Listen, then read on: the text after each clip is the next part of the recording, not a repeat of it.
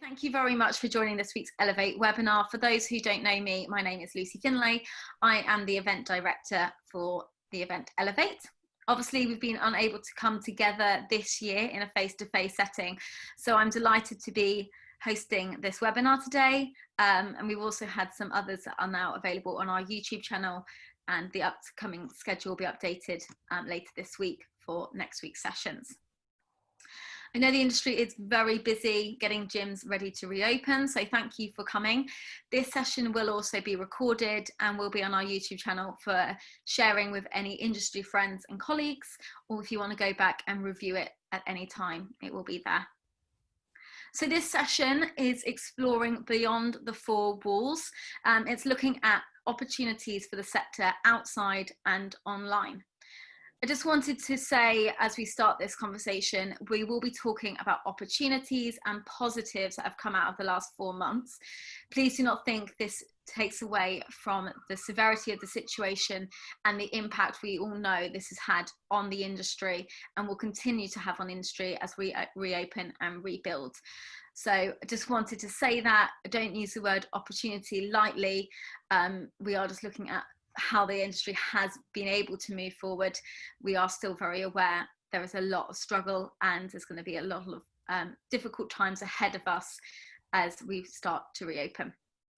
So this session has been put together in the light of COVID and the impact it's had on the space. So all of these speakers here today have either spoken at Elevate before, were due to speak at Elevate this year, or our exhibitors and partners. So with that in mind, I just want to say a massive thank you to Les Mills, as they are the sponsor for the Thought Leaders Conference at Elevate 2021 and also supporting us in this session. So thank you very much.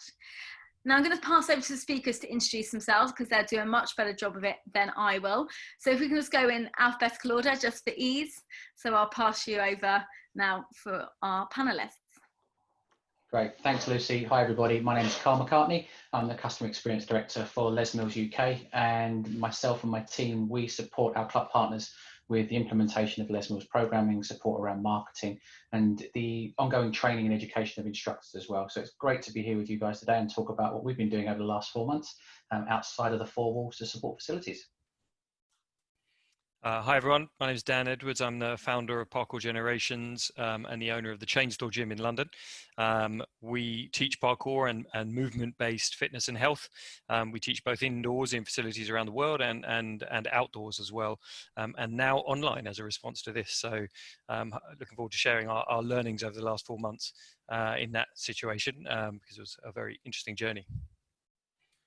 Hi everybody, I'm Rob Lander, co-founder of Physical. It's great to be here with Dan and Carl on today's session to go through some of our experience that we've experienced over lockdown. Physical is a business management software and an online education solution for the fitness industry. We created a collection of functionality-rich modules such as booking, payment, on-demand, live streaming that operators integrate into their own technology infrastructure, and then we deliver that through web and apps through to their customers and their staff as well. So great to be part of the conversation today. Thank you all, thank you for that. So this, just to let you all know how this goes down, all the attendees, it's quite a nice conversation, hopefully, between the four of us.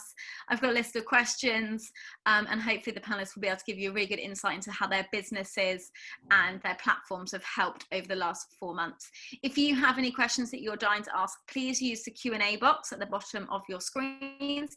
If you have chat that you want to have amongst yourselves, you can engage with the panelists in that, but I imagine they're going to struggle to type at this time, but feel free to use the chat box if you're wanting to make any points which aren't necessarily a question, more just your general thoughts. I'll keep an eye on the Q&A box. In the last session, the chat box was going too fast for me to pick out any questions, so do just use the Q&A box if you've got any questions you want to ask the panelists.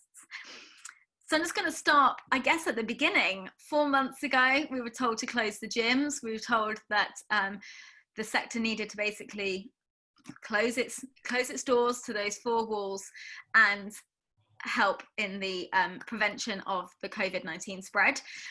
So really looking at your businesses, what did that mean for you? I'm going to take it straight to Dan, as he actually runs a gym. What did that mean for you, and what were your kind of initial thoughts about how you were going to survive as a business for the next however long? We weren't given a time frame at that point. Yeah, it was a pretty radical time, obviously, and a very interesting experience. The announcements came pretty quick. Obviously, it was literally sort of, you got to close the gyms like tomorrow.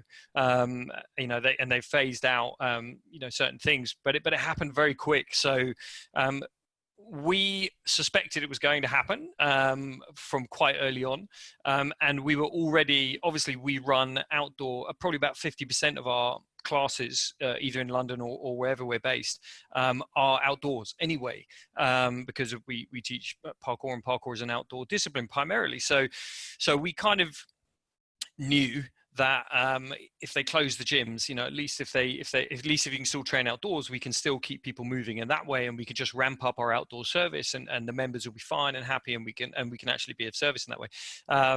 But they closed the gym, and then pretty soon after that, they were like, right, now you can't train in groups outdoors together either. So they had to stop very soon after. So we had to then stop everything, and that was an interesting time for us, because we obviously do a number of other things. We also do performance work and design for facilities and things like that, but pretty much everything stopped because no one was going to work. So pretty much every industry ground to a halt, and that sort of made us have to work out pretty quickly what we're going to do.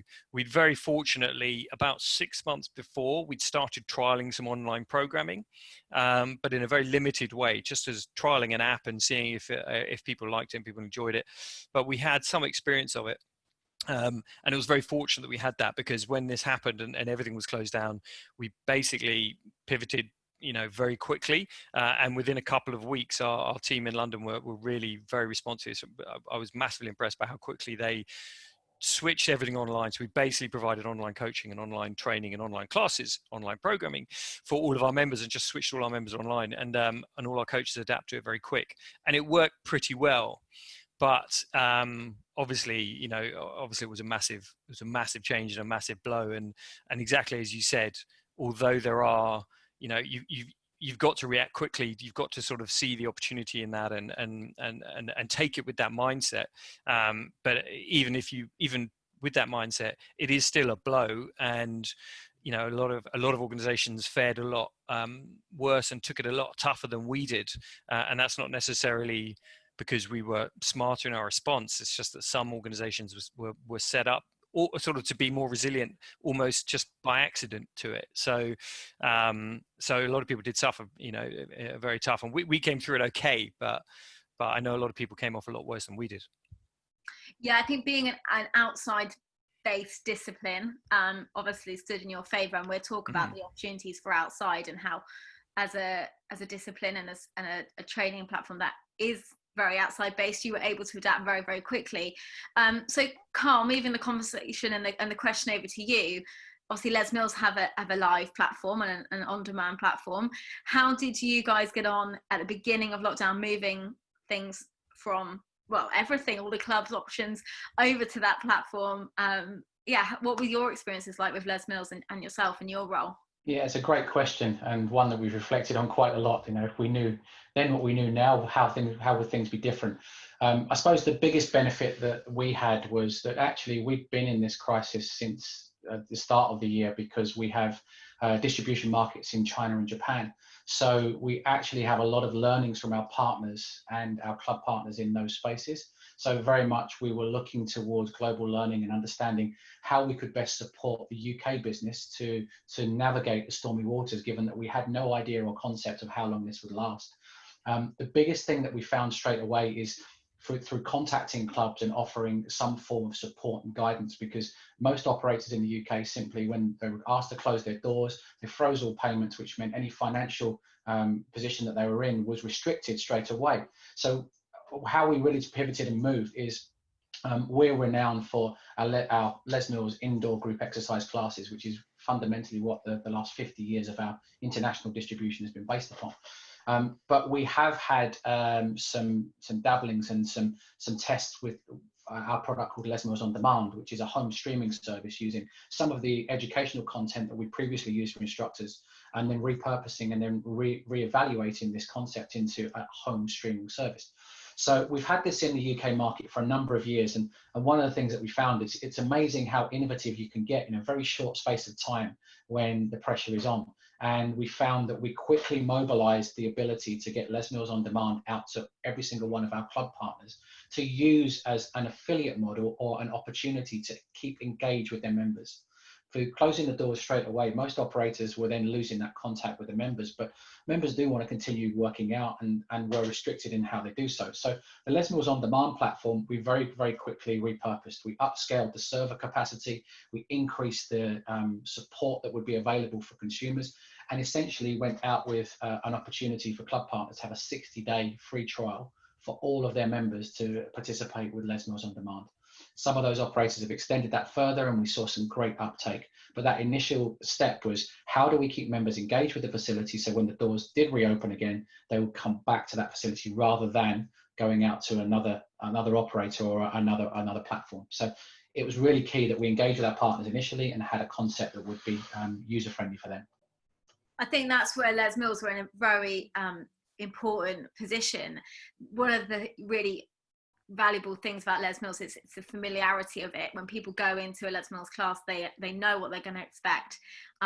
They can go to any club around the world and get the same experience. So especially in a time of so much uncertainty for the whole nation or the whole world, as you mentioned, obviously you've been in this for much longer than us that are based in the UK. You were able to give members and those who've always enjoyed Les Mills classes that sense of normality for 45 minutes, an hour. Okay, it's not in the gym, it's at home, but that sense of continuality and reassurance in something that's normal, I guess, has been really important for Les Mills as well, and the operators providing that service. Rob, bringing it over to you, obviously you're an app, so you've kind of been, I guess, wanting people to get more in the tech space, and suddenly the whole sector's pushed to that. How have you found that? But obviously you're also a younger company yourselves, so you're kind of thrown really in the deep end in this trying time. Yeah, no, it was a really stressful period that everybody experienced, and although yes, we had been telling people for the last 10 years that everybody really needs to have an online offering, and sometimes it fell on deaf ears, and some operators did really well with engaging with that. Everybody felt the same level of stress, the levels of uncertainty. Will all of our customers go out of business? Will they not pay us any of their license fees? All of those challenges, and we were very, very fortunate that we're still here, and we've actually seen a period of growth for this. But we were spotting the trends that were actually happening through Italy and what was happening in Europe, and we thought, this doesn't make any sense. We need to be in lockdown before we actually went down into lockdown. So as a business, we told all of our employees to work from home. We shut the office and took everything out of the office. So a week before lockdown happened in the UK, we'd already had a week of experience what it was like to work full-time from home, with all the challenges with the kids and homeschooling, and it gave us an extra week to sort of find our feet a little bit as well. What was really great was that clubs started to pivot their offering literally overnight. Everybody decided that they needed to have an online presence, and that was great. And they leveraged key platforms at the time like Instagram and Facebook Live to do all their live streaming through. And this was fantastic for the industry to get more people active, etc. Although this was very helpful for the end consumer, we could see that now was effectively sport for choice. The problems that we could see in the sort of mid and the long term were that operators were losing their audience. They weren't able to keep them within a branded paywall effectively for that experience. And if anybody has gone on Instagram and you've subscribed to lots of other channels, you're in the middle of doing a session and Barry's Bootcamp pops up at the top, or other suppliers all pop up all over the place. It's very easy to get distracted and lose connection with a particular brand. And although we already had an established on-demand platform for our customers, some were already super well prepared for that.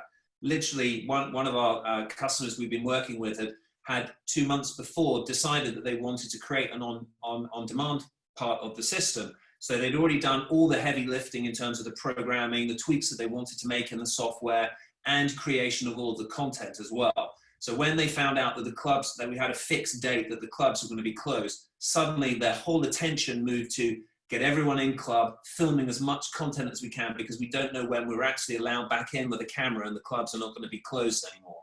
So those that were already thinking on that line were really well prepared, and they did a great job of doing that. So their transition to digital was pretty easy by comparison to other customers who didn't have any experience in that suddenly were going, oh no, but we can use this in the software that you've already licensed to us. How do we do it? So we became sort of overnight super busy with supporting customers with making tweaks on the software and teaching them, talking them through how that they could use this as well.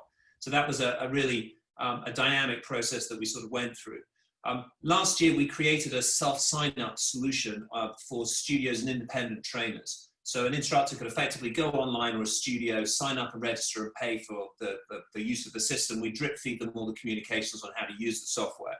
And what we noticed was that suddenly, because all the health clubs were closed, suddenly all the personal trainers and studios, they had no way of earning any money during this period.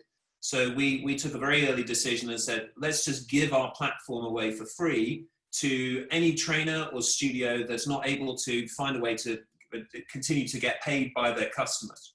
So we partnered with organizations like EMD, the National Governing Body for Group Exercise, and a few other partners to be able to say, look, give this product for free to your customers. Escape Fitness were incredibly generous and gave us hundreds or thousands of exercises that were pre-filmed, pre-tagged, ready to go, beautifully ready, so that the trainers could start to use that exercise library and then distribute some form of training program through to their customers. So it was a hectic start of the period, and eventually, after many nights, and I'm sure that lots of people also found this, everybody's sleep patterns suddenly changed. So I was waking up around 2 or 3 in the morning, my head was buzzing, I was ready to go to work, and then I couldn't go to sleep until 11 or 12 o'clock at night. And I'm sure that is very stressful when you're running a business, and it's your business as well, and all that levels of uncertainty sort of had an effect on all of us as well.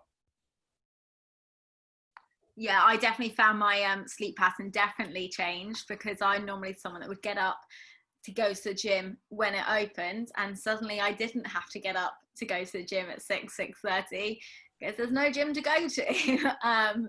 But yeah, I managed to get quite back into my routine a little bit more now. But it definitely changed, everyone's world, this whole lockdown being inside, which it has changed the way that we are doing things, and we're starting to get back to some kind of normal. But there are certain things that I think people have decided they don't want to change. They want to go back to those ways now. And gyms obviously will be thinking about that in regards to how their members are going to react. Not everyone, come the 25th, is going to want to go back through those gym doors. So Carl, Les Mills, how are they looking at the offering moving forward? Obviously, you've made changes, you've made improvements to the live offering and the demand service. What are you predicting is going to happen when the gyms do reopen?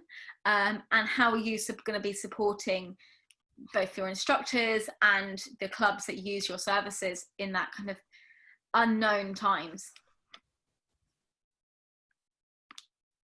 You're on mute still, Carl. Apologies for that. I went on to mute while Rob was talking. It's a great question, and you summarised it at the end with the word unknown. That's the challenge that we have, is that we've got some learnings, and I talked about it before. We've got other markets that we can draw upon learnings from. One thing that we are confident with is that fitness facilities that are prepared and have a plan in place will bounce back relatively quickly. In fact, we run a chain of gyms in New Zealand, and we saw after 6 weeks they were up to anywhere between 80 and 90% pre-COVID levels of occupancy. So it does bounce back relatively quickly if you are prepared for the situation, which most of the operators within the UK have been.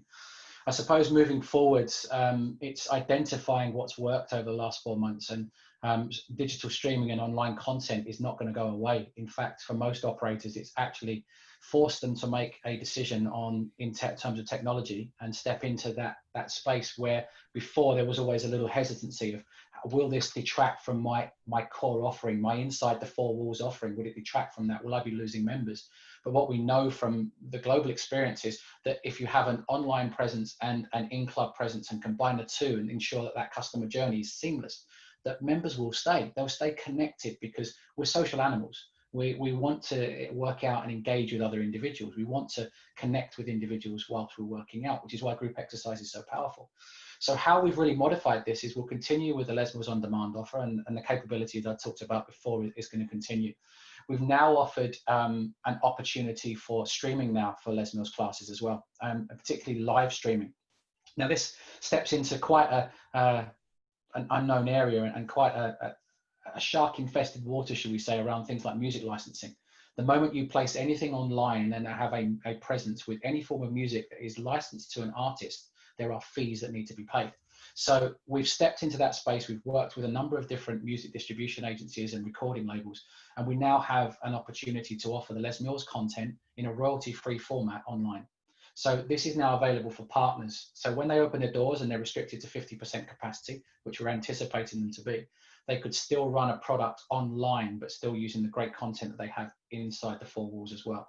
So we've adapted our on-demand content. We now have streaming available for clubs to have streaming content for Les Mills outside of their facility. The virtual offering that we have for clubs will continue to offer virtual classes, so they can run more classes more often without necessarily the restrictions around the spacing and having people in, because we know that virtual classes are less popular than others in terms of off-peak times.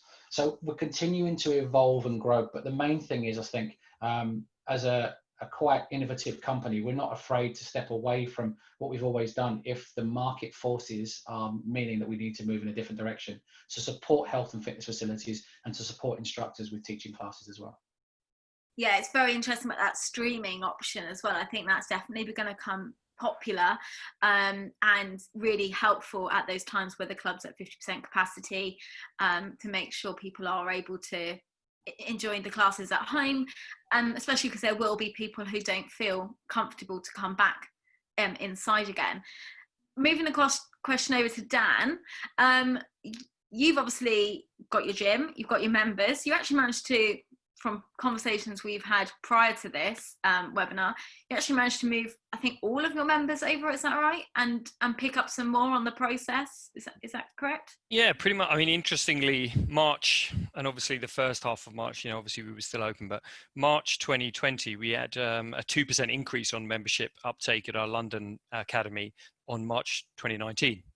So we had more members join in March this year, despite the fact that lockdown happened, 20th of March, something like that.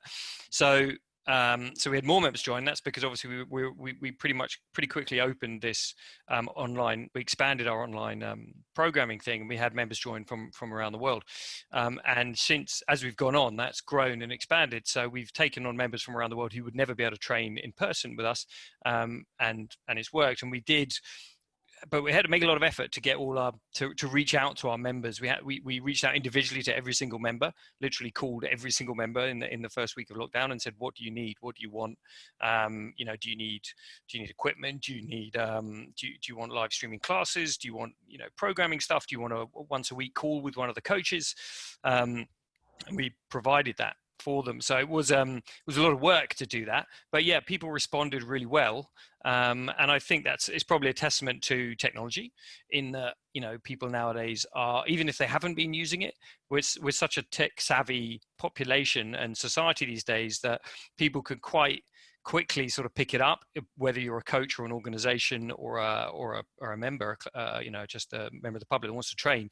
It's quite easy to pick it up. And so maybe, before there were very few people doing online classes in the fitness world before this last 3-4 months is probably, now everyone has tried that. Almost everyone has tried an online class. So, probably it's gone from, I don't know, maybe 10% of the people that practice fitness have tried online stuff. Now it's probably 100%. I mean, basically everyone's tried at least one class probably. So it's massively accelerated the industry, and the industry, to its credit as well, has responded incredibly quickly. Both, as you got two great examples here, both Rob and Carl, their companies pivoted to deal with that demand. So, and that's been industry wide. And you've got to be, you know, at the end of the day, there's challenges, but you've got to be very impressed with the anti-fragility, if you like, of the industry, that it's and of people that were able now to deal with something like this, not take it in stride, but adapt to it as a whole, as a society, you know, and as a planet, to adapt to it pretty quickly and find ways to solve it and navigate it. That, I think, is a real testament to the anti-fragility of probably of our species, but certainly of technology and of the modern world. So that's really cool. But you know, it is and it was a lot of work. There will be a lot of work to come. And the massive increase in the online space is going to hugely improve that offering, because now there's just way more competition. Everyone's trying it, everyone's doing it, people are coming up with new ideas. So that it's going to hugely accelerate the offering itself. The service is going to get way better as a result for the end customer, because now there's just way more competition in that world. So there's still a lot of change to come, you know, because people have just adapted by using the tools that are there. But already brand new tools are being created, new ideas, new concepts, and new technologies. So I'm really interested to see over the next couple of years. That's the more interesting period for me, is like, what's the response going to be? Because not everyone's, as you say, not everyone's going to go back to training in the gym. I reckon that probably roughly a third of the population of gym goers will be very desperate to go back to gyms. They will immediately go back, no matter what. You know, they will just rush back, and they will be like, "Thank God the gym's open," and they'll be back in there. You're probably one of them. So there'll be 30% of people. I reckon about a third will do that. There'll probably be about a third who are cautious, who want to go back, but are cautious, who are like, I need to know that it's secure and safe, and you know, they may leave their provider, their normal provider, or they may look around at other providers and say, are there places that do it better, safer, you know, that I think are more in line with what we need now. So you'll have about a third of people that will probably shop around for a bit, and then you'll probably have another third maybe who will be like, well, actually, I'm happy training at home now, and I've got my home gym, and I've got all the equipment, and or I like training outdoors now, and I like training in the parks, and I'm going to stick with that. So you'll probably have maybe a third of those people that won't ever go back. That doesn't mean the overall gym population is going to drop by a third, because there'll be a load of people that never went to the gym who have now done loads of running outdoors as a result, because as we know, there were thousands of runners, right? Everyone became a runner overnight. Those people now will be more likely to go to gyms. So the gym population will still be great, but it might be a different crowd. There might be a mix up of who goes to the gym and who doesn't. So I think that's very interesting. And I think if you kind of think like that, then you know that 30% of our members are going to come back no matter what. 30% are going to be cautious, and they're the ones we really need to make sure we reassure that it's safe to come back, and we, you know, really talk to them in the right way, and provide the right measures, and let them understand that it is safe to come back now. And the other third, you've got to provide for them online, because they're probably never going to come back. So they'll want to maintain those online classes and that online programming and those streaming services. So you've got to maintain that. So it is different now, yeah. And I think Carl's exactly right. This is an opportunity for organizations and operators, you know, like us as well, to become hybrids now. So we're not just in person, you know, now we're in person plus online, and you mix that together and provide an offering that is seamless, and you can massively increase your market. So there are a lot of opportunities that are going to come out of it once the terrible side of it is past. But the industry will be different. Yeah, it's going to be changed forever. Yeah. Do you feel that you're going to see people, obviously you've got the actual physical gym, and you've also got your outside training. Do you think that people will, that those percentages that you've mentioned, will they, that would be the case for your outside offering, and obviously all your coaching that you do all over the world? I mean, I think it's been quite a weird time for you in the last 4 months. For those who don't know Dan, he spends most of his years traveling around the world. And I think this lockdown last 4 months has been the longest you've been in the UK since what, in 20 years. Longest I've been in any one country for 20 years. Yeah. So yeah, that's been interesting. Yeah, the outside training has, you know, it exploded. We were able to bring that back quicker. That's the other good thing about it, right? As soon as the government said you can have small groups training outdoors, like 5 people plus a coach, so a group of 6, we immediately put the outdoor classes back on, and just increased the amount of classes so that the same amount of people could attend them in theory. And as the day we put them back online to book, they booked for the next 2 or 3 weeks solid. They just boom, booked out. So there was obviously a huge demand for people to go back to training, back to group training, class group X, and they wanted to be outdoors. They loved it. So the outdoor demand, demand now is bigger than before. We've noticed. So, and we think a lot of those people will stay outdoors. They won't want. They're enjoying it so much now. They're not going to want to go back indoors. So we think the outdoor is probably going to grow as a result of this, which for us is amazing because we think that everyone, whether you train indoors or not, gyms are great. We obviously have indoor facilities, but you should also train outdoors. Like that is the vital component. I think because there's so many health benefits, psychological, physical, immune system, all this. There's so many reasons why training outdoors provides more stimulus and therefore is better for you overall. That I think everyone should have some element of their practice should be outdoors. So the fact that more people are now attracted to it, for us that's super cool. So we're really happy with that, and our effort now is we've got to provide more classes and more coaches for the outdoor wing of what we do. Yeah, I think that's one of the things I've mentioned a couple of times in conversations with people in the space, is that while the gyms were told to close, we had members of the government going on TV every day, pretty much 5 o'clock, telling us to go outside and exercise. So while I agree with you to some extent on that third split of where gym members will come back, I also agree there will be a surge of people that have got into fitness during this time, and will be looking for something to keep them going now gyms can open. Rob, for you, and obviously the solutions you serve, what are you finding your clients are doing for their gyms, and what are they looking at in regards to reopening, engaging with their members on the reopening platform and at the home virtual solutions? What trends are you seeing from those that are planning to reopen and using your services as part of that, and what have they put in place in the last 4 months that they are keen to continue? They like Dan said and Carl said, we've put it to the test now, and let's see what we want to carry forward. What are you seeing is happening with physical? Perfect. Well, within the first 3 weeks of lockdown, obviously, as I said earlier, we saw everybody moving digitally. So everything was being delivered through Instagram and Facebook Live, etc. And we thought that, as I said previously, that people needed to be kept within a branded member experience to stop the long-term potential damage to their client base. So within 3 weeks of lockdown, we'd innovated and launched both an in-platform live streaming and web and app solution. We connected to popular live streaming channels and meeting softwares like Zoom and YouTube live stream that people were already using, and we found a way to embed that directly within physical. And previous to having a solution like this, we found that trainers were frantically, before the class started, WhatsApp messaging their customers to say, here's the Zoom URL that you need. And before Zoom had actually updated their software to actually include the password as part of the URL, they were having a whole host of nightmares trying to administer who booked in and who should and shouldn't get the link, etc.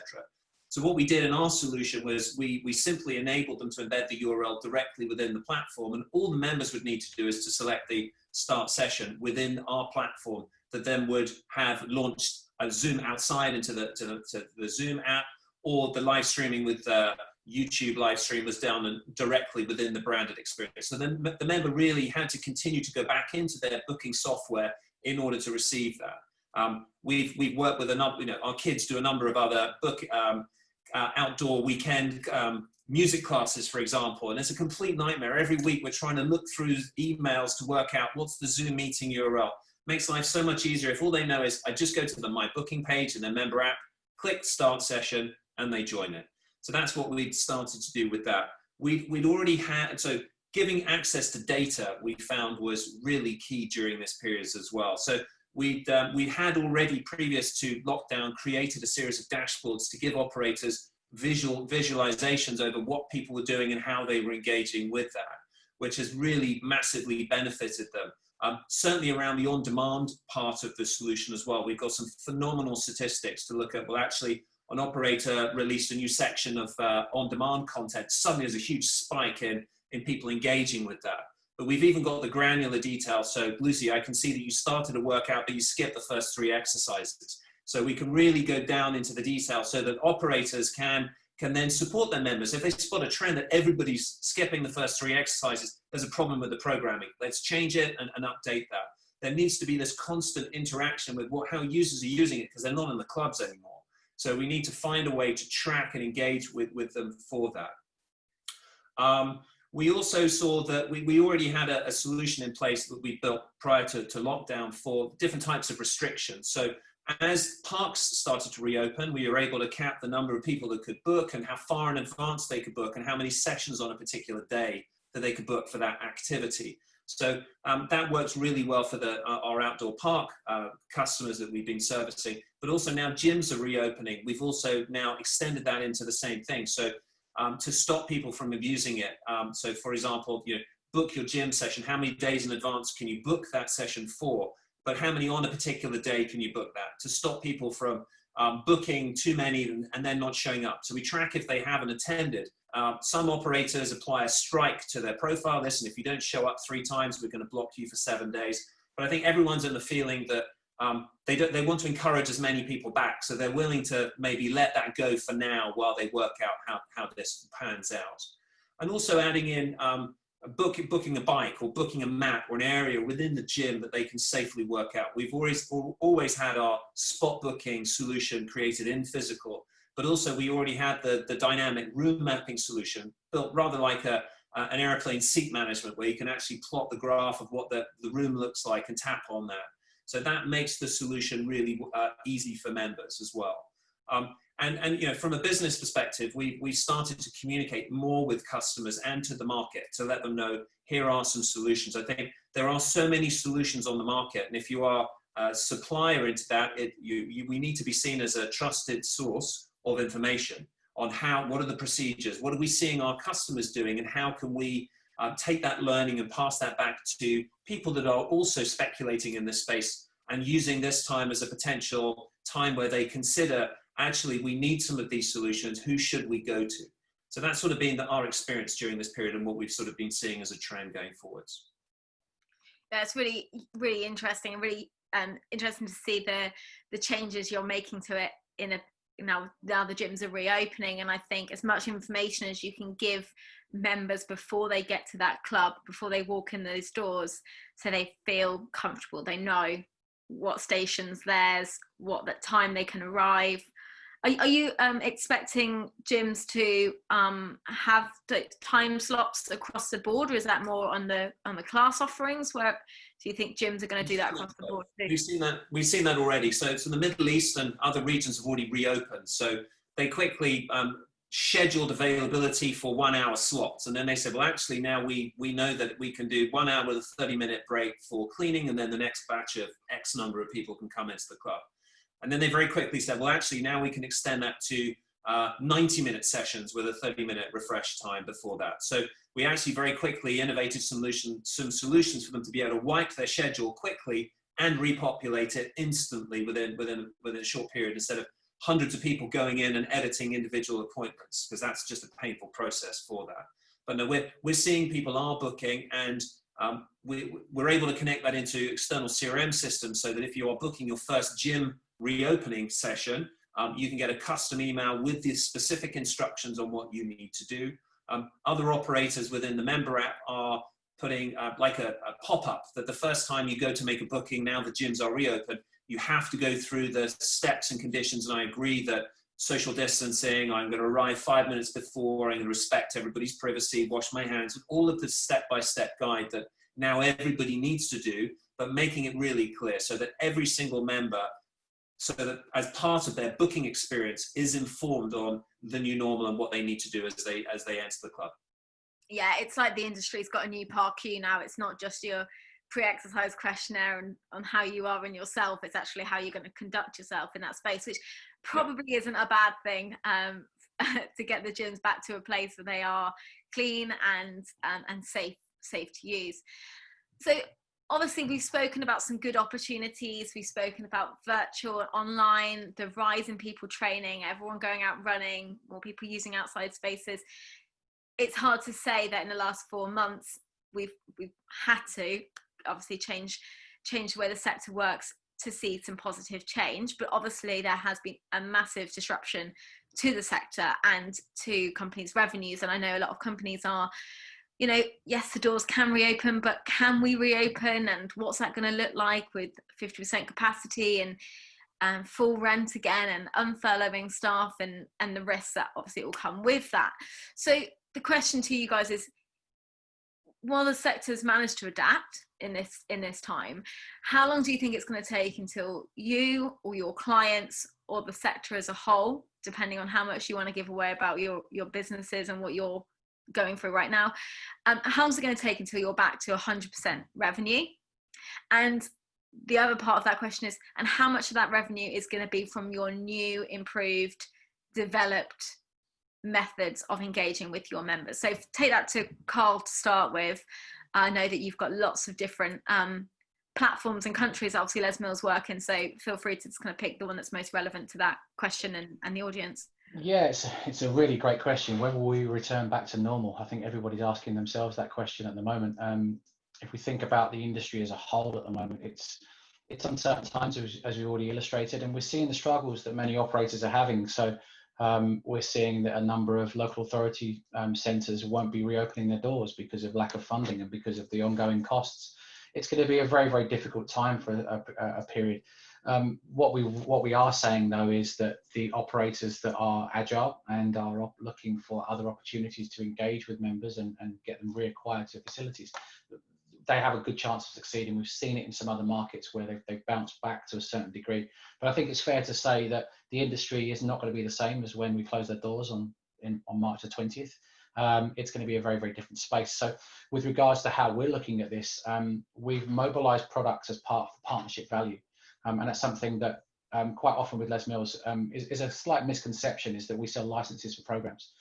What we actually do is we give packages and support to partners to engage through group exercise through a number of different elements. So the live streaming, the virtual content, the Les Mills on demand, as well as the live programs are encompassed into the overall package. So we're actually giving a certain amount of relief to those partners out there right now to help them through this process. We're giving them more support, more guides to help navigate the waters.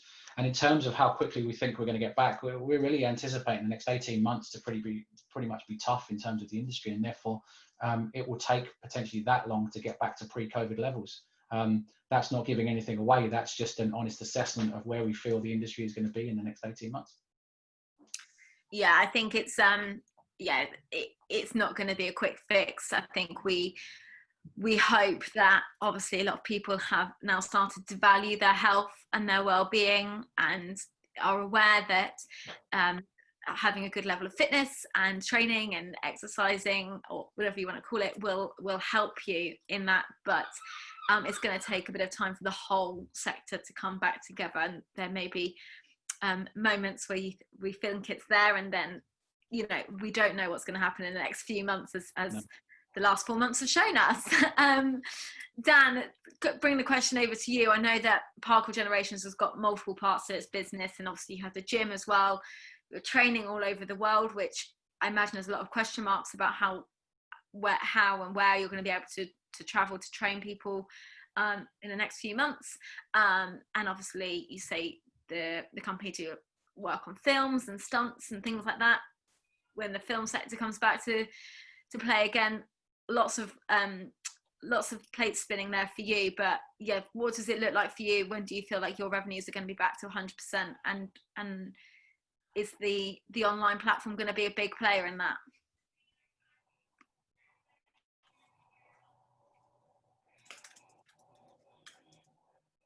Oh, I can't hear you, Dan. Don't know if anyone else is having the same problem. Sorry, I muted myself again. So, so no, I think you're definitely right.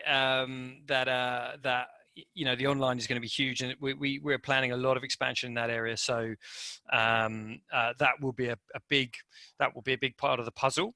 And I think Carl's right. I would probably, we think roughly the same. It will probably take about a year, maybe a bit more than a year, for everything to sort of settle and find a new status quo.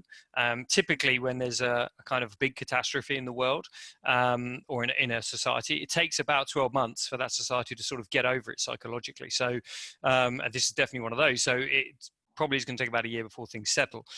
But I mean, I don't really want things to go back to normal. So not in that I want us to stay locked up, but I think this is an opportunity for the world to improve in many ways. And I want to see something different in the future. So I think a lot more people, I'm an optimist, I'm hoping that a lot more people will be health conscious, because as the studies go on and the evidence and the science looks into this more and more, I'm pretty sure the data is going to reveal that there is a correlation between fitness and your ability to withstand this kind of sickness, and recover from it quicker. So I think that correlation will become more clear as time goes on with evidence. And I think once that happens, more people will think, well, I need to get in shape. I think a lot more people will realize their immune system is hugely dependent on what they eat and whether they exercise and whether they move regularly. And so I'm hoping that actually there'll be more demand for fitness and health providers. So I don't want it to go back to what it was. I want it to expand. And I think it will. And I think it will expand in different ways, but I think more and more people are going to be active. I think the stats show that the UK has never been, certainly England, I'm pretty sure I saw Sport England stats saying that the England is more active now than before, or was more active during lockdown, in that just more people were going outside for walks, for running, to do exercise in the park than ever before. So if you've actually got a more active population during that, there'll be some drop off, of course, but a lot of those people will now they want to stay into it. They want to stay fit and healthy. So we may have a bigger slice of people being active over in the future and going forward. So I don't want it to go back to normal. I want it to change and expand. And therefore, I think the people that are agile enough, as has been said, and can provide for that, they should be able to grow and expand, so that on a basic level their revenue should go up as well. So I'm pretty hopeful. I mean, it's our nature to be positive in our mindset. When you train in parkour, you have this kind of growth mindset automatically, just because of the nature of the discipline, facing obstacles and finding ways to overcome any obstacle. So you learn that physically, and then it affects you a little bit psychologically. So we see everything like that pretty much, I guess. But I'm pretty sure that that's the way it's going to go. And I think, I do think this will reveal the importance of being healthy, and that people who never before thought about that will think about it much more seriously. So I think we can expand. I think the whole industry can expand. Yeah, I'm in the same positive mindset of you, not because I do parkour, by the way, not at all. Not yet. No, God, I'm too much of a wimp. I think we all know that. But I'm in the same mindset. I feel this has been, I hate using the word opportunity when talking about a global pandemic, but it has been an opportunity for the health sector and the fitness sector to move closer together and to hopefully respect each other more and work together closely to move the health of the nation forward. I think the fitness market has got an opportunity now to be seen as a closer player to the health of the nation, as opposed to just based around aesthetics or the need to go and do the hardest workout in the world so you can post it on your Instagram. It's more about the health of the nation. So you're predicting over the long term growth within the space. Rob, technology obviously has had a massive boom in the last 4 months in this space. How do you feel that's going to impact your business? I know you said you've given away a lot for free over the last 4 months. How is that moving forward for you, getting back to your normal revenue? Do you see there's going to be more growth? What's that going to look like for you over the next kind of year or so? Sure. Like all suppliers in the industry, I think we all saw a dip in revenue. That was clear. With the uncertainty, customers that were doing big amounts of changes on the system or about to sign a contract, suddenly the funding sort of, we may need this, so we're going to hold on to this for a little bit longer until there's some level of certainty coming out there. So that gave us a little bit of uncertainty. However, we have been very fortunate that because our solutions were able to help customers through this period, specifically for having an at-home offering or an outdoor offering, etc. We've actually seen some growth in our customer base during this pandemic. We won some new contracts purely because some operators who've always wanted to have done a project to move into this space or change the systems they had, now they have the operational capacity because they're not having to deal with the day-to-day challenges of running the business with their staff, etc. As now they furloughed nearly all of their staff, they're able to look and go, actually going forward, when we reopen, what does that need to look like? We've always wanted to now change the system so that we can have an on-demand or a better booking flow or a member environment that's seamlessly integrated, etc. Let's do that now. So we've actually started to do some great innovation with some new customers in there. I think that the fitness landscape will also consolidate. I think this time we'll see the sad news that a lot of people, as Carl was saying, may not reopen again.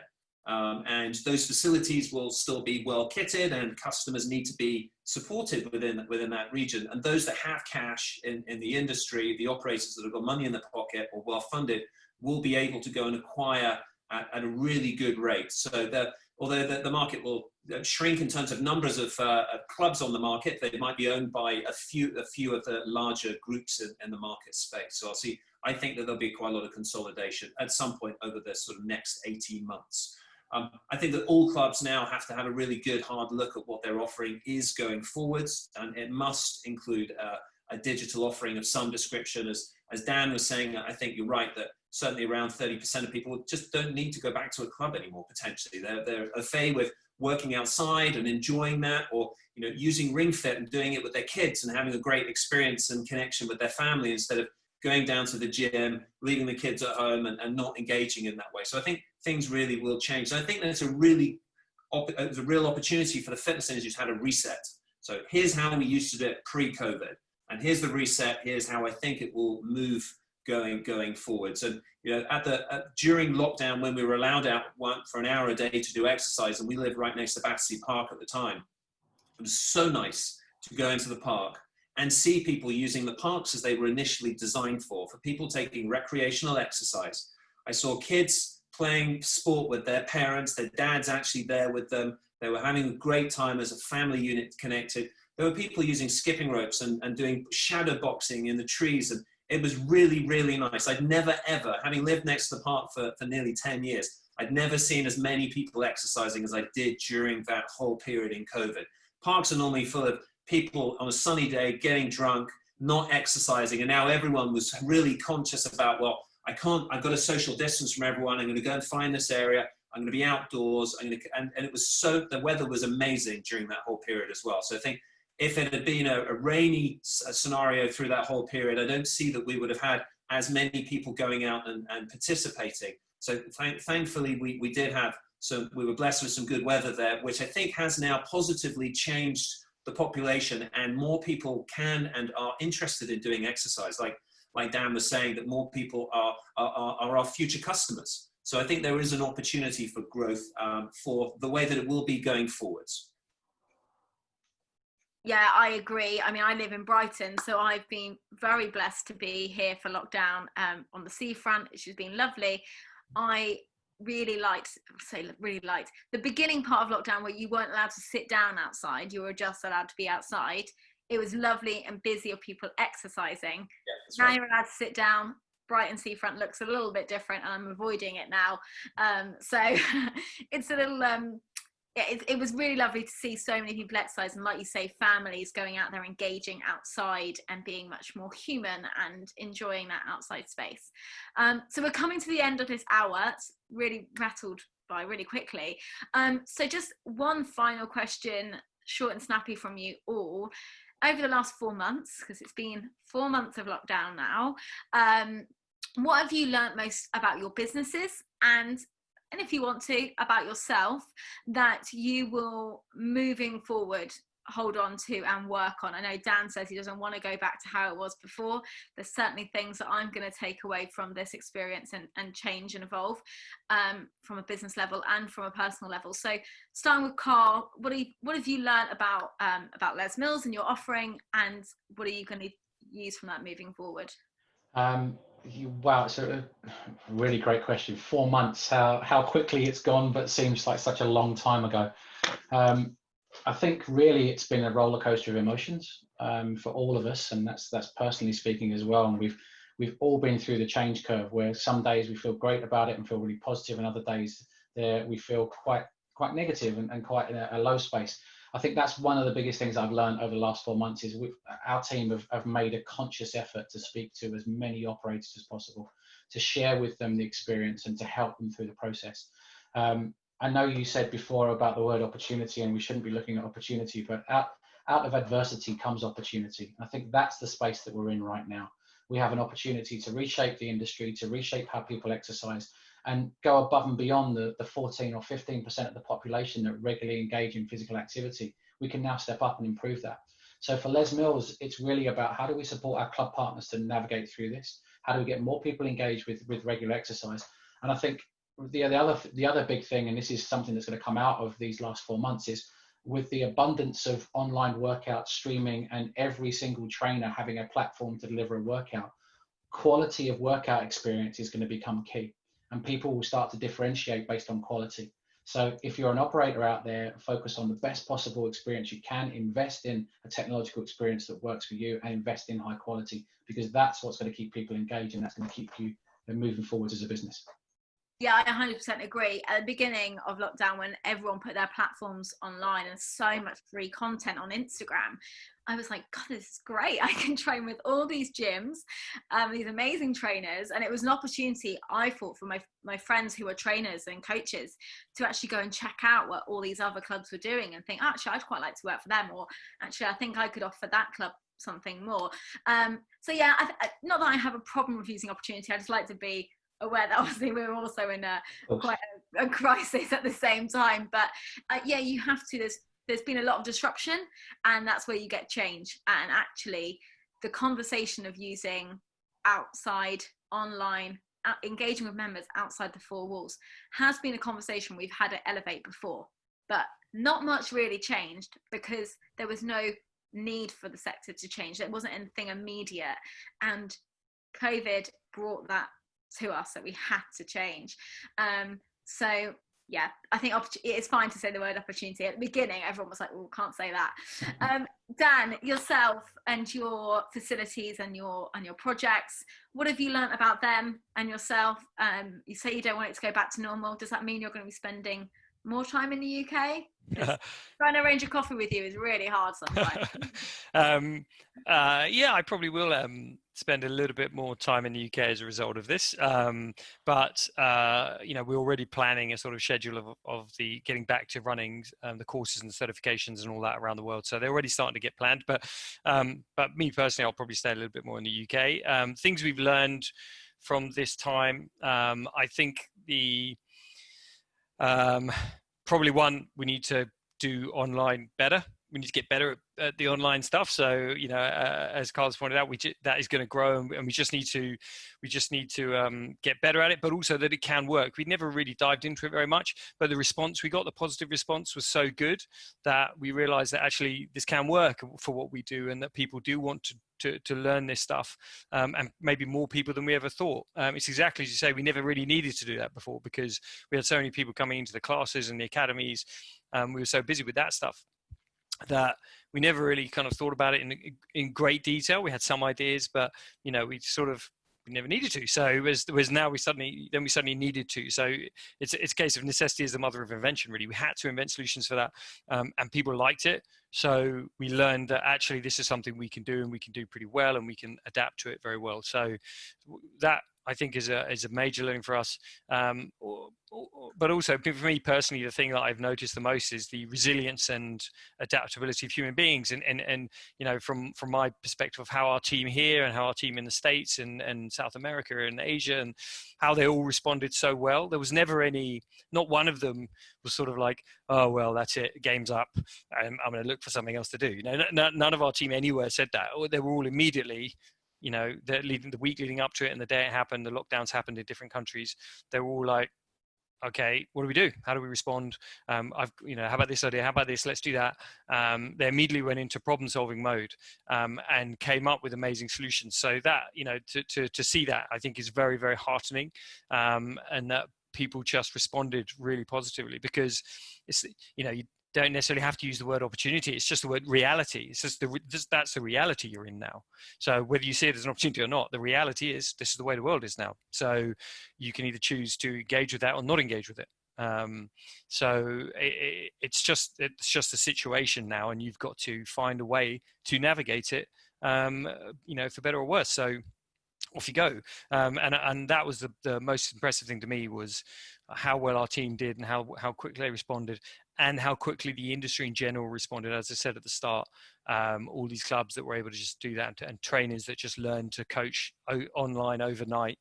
And it's not just our industry as tall as well. It's, other industries had to do the same thing. I have massive respect for the education establishment, for example, teachers, school teachers, who were literally told, from one day to the next, right, tomorrow all your classes are online.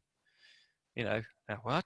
You've got to teach all these kids online, and teaching kids online in an academic setting is very different from teaching very keen, enthusiastic adults that want to jump up and down in front of the screen. Teaching a load of kids who are going to sit down, and you've got to teach them English or history. But these teachers were told, yeah, by tomorrow you need to be an expert at that. Good luck. And the fact, so you've got to respect those teachers, really. The fact they did that and pulled that off is incredible. But we've also learned that, yeah, you can do it, and it can be a good experience. If you particularly have a big screen when you're doing the online classes, and you've got loads of people and you can see them all. If you can see them well, it's not too different from having them in the room in a group X class. You can kind of see their physical responses. You can see when their eyes roll at your jokes, if the screen's big enough. So not they eyes roll at my jokes, but you can see that detail, and that means that you can kind of have that same experience. They can get a very similar experience as to in person. And when you see that, you realize that, okay, there's no reason we can't do this and run online classes where our class here in the gym may have a max of 45 people. I think we have in here at one time in a class. There's no reason why you couldn't have 100 people online, or 200, or 500 online in a class watching you teach and doing the class with you. So you suddenly realize that, wow, the potential is huge. So I'm quite excited, really, as a result. And hopefully it'll go that way, but we'll adapt to whatever happens, I guess. Which leads very nicely into kind of bring that conversation to Rob. The opportunity, I guess, for you is out there now. The apps and the engagement with members at home is vital, and you play a big part in that for a lot of operators. I know Third Space are converting theirs now. I think that's actually live now, isn't it? Their app solution. Been live for a while now, yeah. Yeah, so that's live. So yeah, what have you learned about yourselves and the business in the last 4 months, and what would be your key takeaways? So to quote Winston Churchill, you can't change anything if you can't change your mind. I think it's a really well said point. The industry has been mainly focusing that there's specific direction that they wanted to go for a long time. Bricks and mortar clubs, here we are. Some people diverting a little bit as well, and done really well in that. But mainly it's been about the in-club experience. I think the opportunity now, since the reset, is that we all have an opportunity to change tact when we need to. We can test things out, we can get feedback, we can try things. So it's a really exciting place for us to be. From our perspective, we were very quick we've learned that we were very quick to pivot our business to what our customers were telling us they needed now. It's like, quick, we really need a solution. Otherwise, and we were concerned that they were just going to go out of business if they didn't have those solutions in there. And realizing that it's okay to move away from the pathway that you set out, your development pathway for an extended period of time. It's quick to be more agile, and people are okay with that. It's like if you're a couple of minutes late for joining a meeting now because your kids were having an argument in the other room, it's okay. They don't mind. People don't mind that. Whereas before, hey, you're 2 minutes late. Come on, what's going on? People are now becoming more human in that experience. I think that the limitations of COVID haven't gone away and will still be here for some extended time. Social distancing, etc., and club restrictions and digital offerings will continue to be more and more important for the new normal, as we'll continue to see that. I think there'll be more and more players coming into this space. Prime Video, Roku, TV channels providing fitness television on demand, and there's operators and health clubs and professionals as well. I think we are, the sector is perfectly placed to be able to be that source of content and deliver that through to the industry, as opposed to big corporate organizations coming in and telling us how they want that done. It'll end up becoming, if that solution does continue, it'll end up being rather like going down a high street and seeing coffee shop after coffee shop, all selling the same things in a similar Starbucks style routine out there. I think that innovation is key. So as part of the way our business works, we innovate constantly throughout the year, and we have new deployments every 2 weeks in the platform. So the system is always changing and based on what actually our customers are asking for and what we're developing as well. And I think that something going forward will be personalization will be key as well. So having the system adapt to the things that I've looked at previously, or the things that it knows that I'm interested in based on the questionnaires that I filled in or been reassessed, or the workouts I've been engaging with. I think personalization will play a big part in the digital space to keep people more engaged. Because if it looks the same every time you go in there, you're going to lose interest in it, which is why we need great new workshops being presented and great, interesting live streaming classes with Dan and people like him out there in the market, delivering those engaging sessions to make it cool that you can jump off the side of a building onto another wall without damaging anything in between. So I think that that's what I see sort of as the opportunity and some of the trends moving forwards as well.